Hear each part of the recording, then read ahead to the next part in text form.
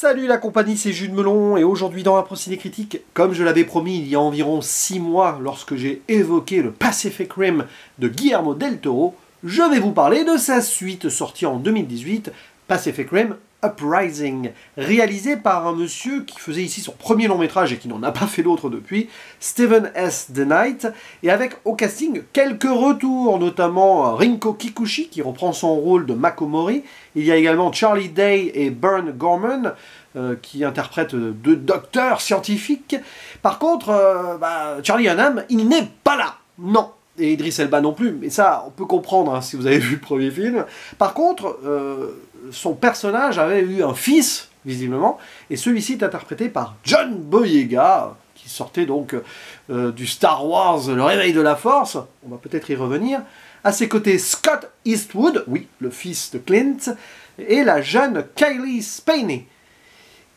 On va en reparler de tout ça, hein, tout simplement, parce que dans le choix des personnages, il y a déjà des petits soucis. On peut retrouver également l'actrice chinoise Jing Chan, qui interprète la directrice d'un programme de drone, là, et ça m'amène au synopsis. L'histoire se déroule 10 ans après les événements de Pacific Rim, donc on est en 2035, ici, tiens, ça veut dire que dans Pacific Rim c'était 2025, d'ici 2 ans, préparez-vous à voir des bébêtes sortir d'une brèche. On n'est pas à une dinguerie près sur notre planète, après tout. Bref, restons sérieux, 2035, c'est la paix, hein. Il n'y a plus de kaiju depuis un petit moment. Kaiju, c'était ces grosses bestioles, visiblement extraterrestres, on ne sait pas trop, hein, les précurseurs qui allaient envahir la planète. Et qui ont été arrêtés grâce à l'héroïsme et même parfois le sacrifice de certaines personnes, pilotes de robots géants, les Jaeger, qui sont devenus obsolètes. Et interdits, enfin, on les parque dans un coin, mais il ne faut pas en construire d'autres. Le problème, c'est que il y a une jeune fille qui visiblement est fan de ces robots géants et on a construit un de façon illégale. Et elle va rentrer en connexion avec un certain Stacker Pentecost, qui est donc le fils du personnage Idris Elba dans le premier, qui était censé être un pilote, qui avait commencé d'ailleurs à être pilote et tout, mais qui a décidé de fuir, peut-être pour ne pas avoir l'héritage de ce père.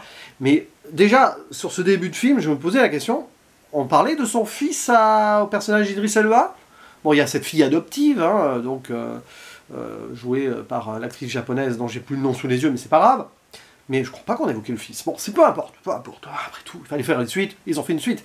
Et donc, ce fils maudit, il vit un peu comme un gangster, presque, hein, à profiter de la belle vie, puisqu'il y a pas mal de ruines dans ce monde, et il y a un palace qui est un peu à l'abandon, mais avec ses potes, ils sont tranquilles, quoi. Ils font quelques petits trafics à droite à gauche. Et donc, à un moment, Stacker, donc John Boyega, et cette jeune fille vont rentrer en connexion et se faire arrêter pour utilisation illégale d'un Jaeger. Et Stacker, il va pas avoir le choix, il va devoir reprendre son rôle dans le groupe des Jaeger et devenir instructeur, comme ça, hein, pourquoi pas. Il avait suffisamment assez d'expérience, peut-être.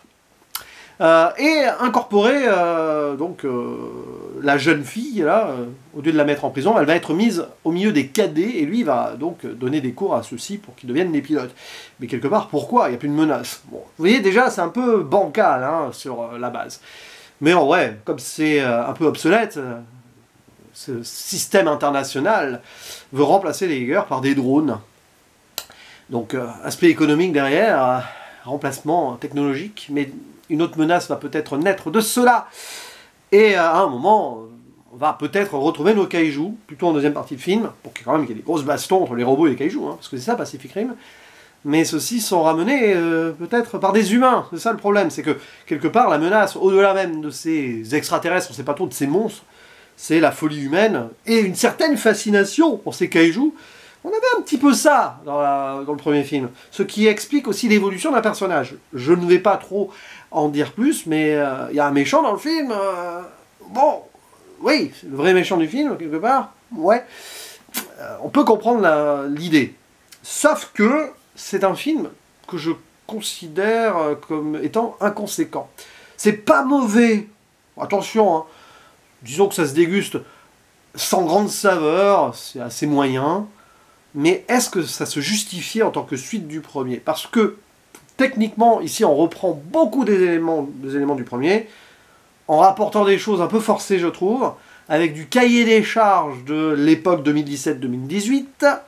On perd quand même la patte del Toro aussi, qui réussissait à rendre organique ce blockbuster-là. Là, on est dans du blockbuster lambda, avec beaucoup de platitudes, mais c'est pas non plus horrible. Le seul vrai problème du film pour moi, c'est le méchant, qui en est cartoonesque.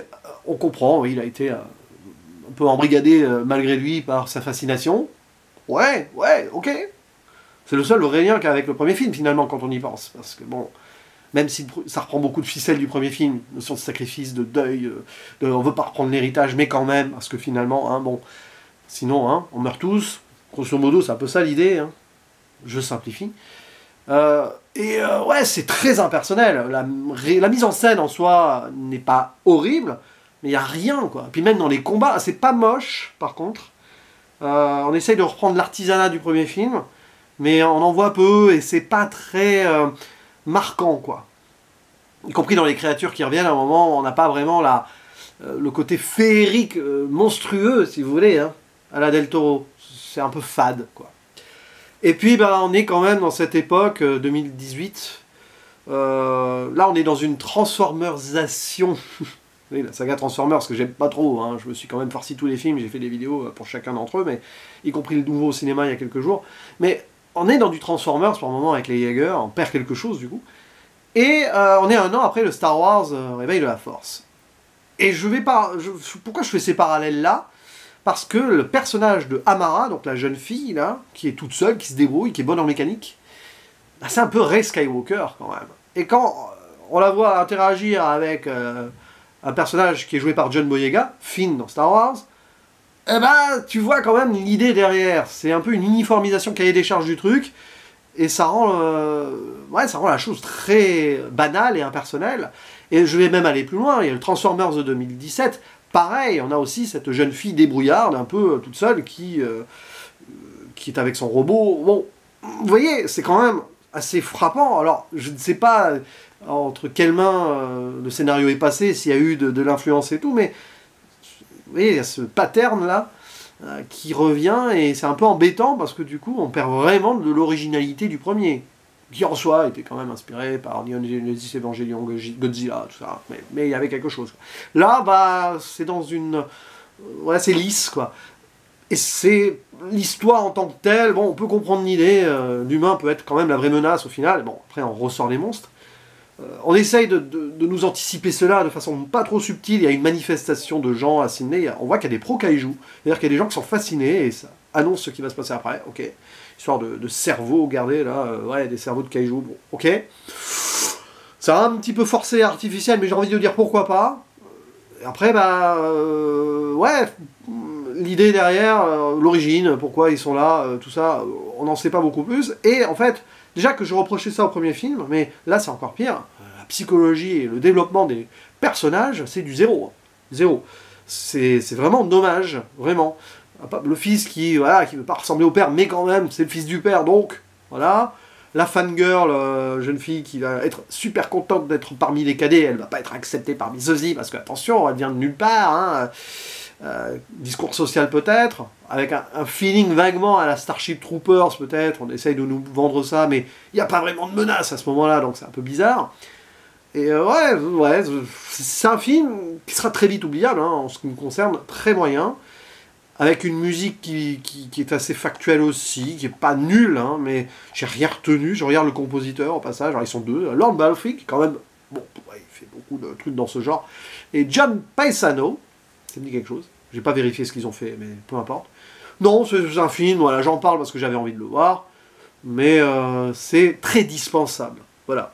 Mais même presque pas besoin d'avoir vu le premier Pacific Rim pour bien comprendre ici les choses, ce qui est à la fois une bonne idée, mais ça montre que c'est un petit peu une suite artificielle.